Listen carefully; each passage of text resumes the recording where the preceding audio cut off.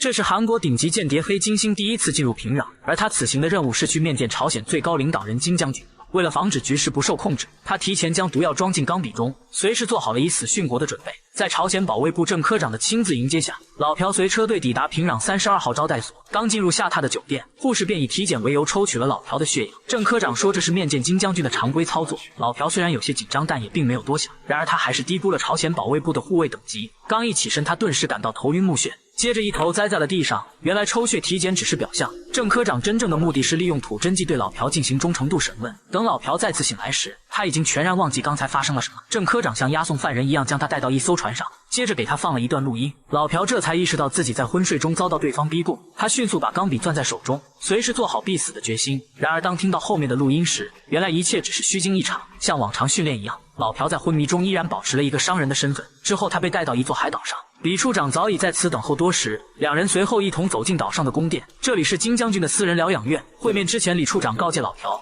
见到金将军后，眼睛不能与其对视，视线不得高于对方第二颗纽扣，尤其不能打断金将军的讲话，更不能反驳他。随着门外守卫的一声通报，一个富态雍容的中年人在一群卫兵的护卫下缓缓走了进来。老朴的心瞬间提到了嗓子眼，此人就是大名鼎鼎的朝鲜最高统帅金将军。在对方强大的气场压迫下，老朴小心谨慎地向金将军介绍他们的项目方案，并承诺合作确定后一定能给朝鲜带来巨大的收益。一旁的李处长也不忘推波助澜，双方的交谈十分顺利，金将军当即同意了这个合作项目。不久之后，朝韩双方的企业代表就在北京签订了合作协议，消息立刻引起半岛民众广泛关注。在接下来的日子里，老朴随广告公司前往朝鲜各地拍摄取景，至此安启部渗透朝鲜的计划已经实现。下一步就是要找借口前往宁边，探查核武器开发的情报。宁边是朝鲜最重要的核设施基地，周边20公里外都是军事禁区，要想去那里拍摄简直比登天还难。为此，崔市长给老朴提供了一个新的接头人，此人正是一直在李处长身边的金局长。崔市长告诉老朴，只要能进入宁边以西的九龙江地区，那边就会有金局长的人出来递送情报。于是老朴以探访文物古迹为由，成功说服了李处长，允许他前往九龙江地区踩点考察。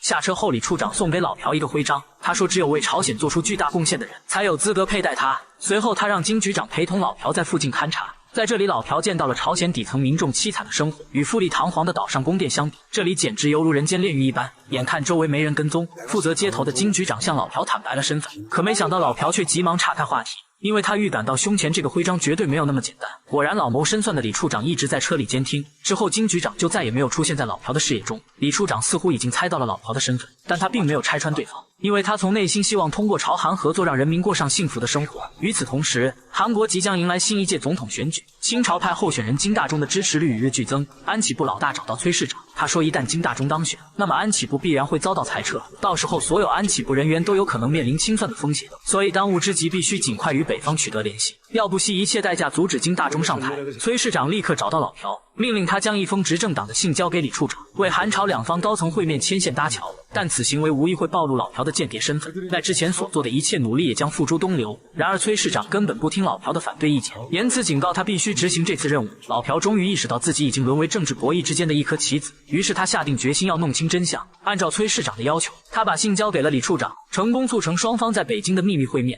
在会面当天，老朴冒险潜入李处长的房间，偷偷在屋内安装了窃听器，一场南北高层间的政治阴谋就此浮出水面。原来韩国执政党希望朝鲜制造一起边境冲突，在大选之前炮击韩国周边山域，以此挑起韩国民众的愤怒情绪。这样一来，亲朝派的金大中支持率就会下降，民众的选票自然就会倒向执政党这边。作为回报，韩国安启部会支付400万美元的酬劳费。当然，这种手段并不新鲜。上一次让金大中竞选失利的板门店行动，安启部只用大米白面就获得了朝鲜的帮助。然而，面对崔市长的提议，李处长却表现得极为抗拒。因为如今的广告事业已经步入正轨，朝鲜从中得到了实实在在的好处，两国关系也因此趋于缓和。他不想为了政治目的打破这难得的和平，但保卫部的郑科长却表示，这件事应该让金将军来做决定。没过多久，平壤方面就做出回应，金将军同意了这项军事行动。屋里的政客们顿时欢呼雀跃，而一旁的李处长却面如死灰，一言不发。老朴对此更是愤怒不已，他第一次对自己的间谍身份产生了质疑。在漫天飘雪的北京街头，老朴主动找到李处长，他知道对方和他一样，都希望两国人民能够过上幸福和平的生活。于是为了这个共同的愿望，他们决定联手制止这场一触即发的战争。